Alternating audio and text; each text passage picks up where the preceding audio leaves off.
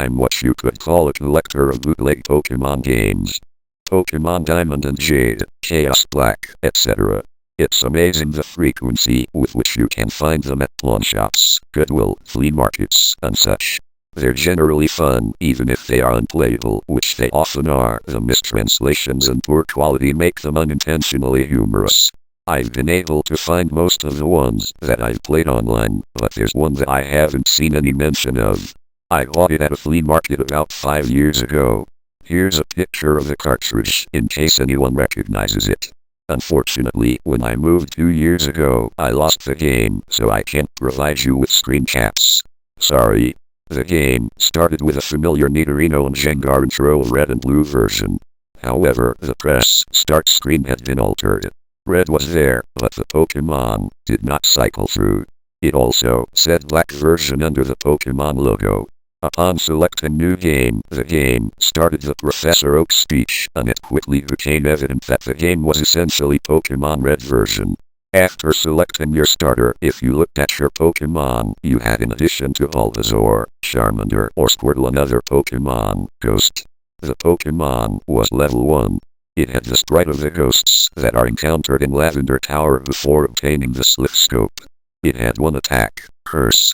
I know that there is a real move named Curse, but the attack did not exist in Generation 1, so it appears it was hacked in. Defending Pokemon were unable to attack Ghost. It would only say they were too scared to move. When the move Curse was used in battle, the screen would cut to black. The cry of the defending Pokemon would be heard, but it was distorted, played at a much lower pitch than normal. The battle screen would then reappear, and the defending Pokemon would be gone. If used in a battle against a trainer, when the Pokeballs representing their Pokemon would appear in the corner, they would have one fewer Pokeball. The implication was that the Pokemon died. What's even stranger is that after defeating a trainer and seeing Red received $200 for winning. The battle commands would appear again.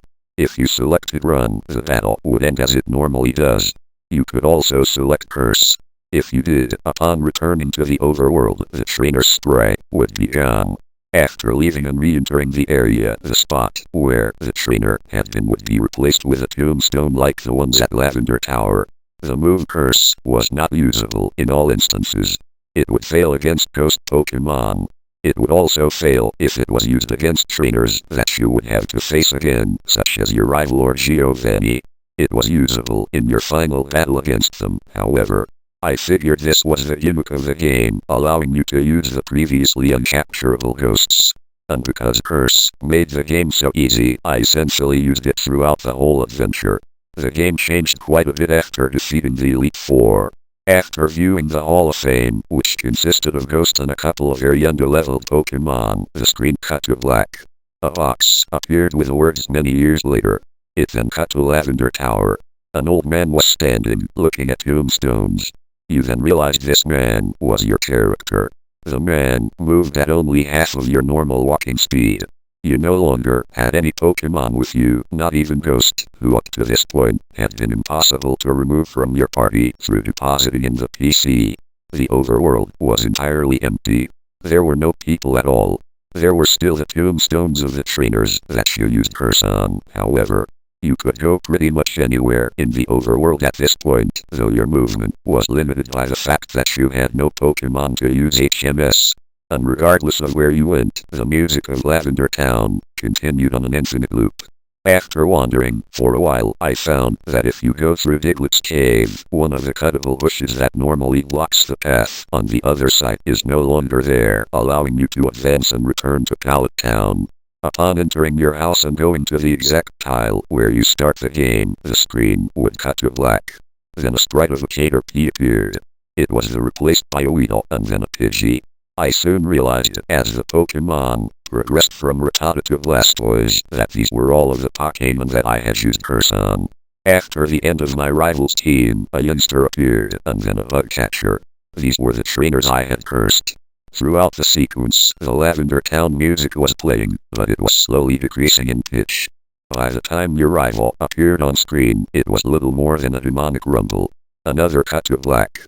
A few moments later, the battle screen suddenly appeared. Your trainer sprite was now that of an old man, the same one as the one who teaches you how to catch Pokemon in Viridian City. Ghost appeared on the other side, along with the words "Ghost wants to fight." You couldn't use items, and you had no Pokemon. If you tried to run, you couldn't escape. The only option was fight. Using fight would immediately cause you to use struggle, which didn't affect Ghost but did chip off a bit of your own HP. When it was Ghost's turn to attack, it would simply say. Eventually, when your HP reached a critical point, Ghost would finally use Curse. The screen cut to black a final time.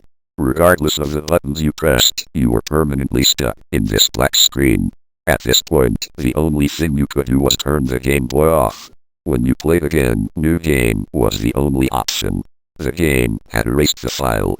I played through this hacked game many times, and every time the game ended with this sequence. Several times I didn't use Ghost at all, though he was impossible to remove from the party. In these cases, it did not show any Pokemon or trainers and simply cut to the climactic battle with Ghost. I'm not sure what the motives were behind the creator of this hack. It wasn't widely distributed, so it was presumably not for monetary gain. It was very well done for a bootleg. It seems he was trying to convey a message, though it seems I am the sole receiver of this message. I'm not entirely sure what it was, the inevitability of death, the pointlessness of it. Perhaps he was simply trying to morbidly inject death and darkness into a children's game. Regardless, this children's game has made me think, and it has made me cry.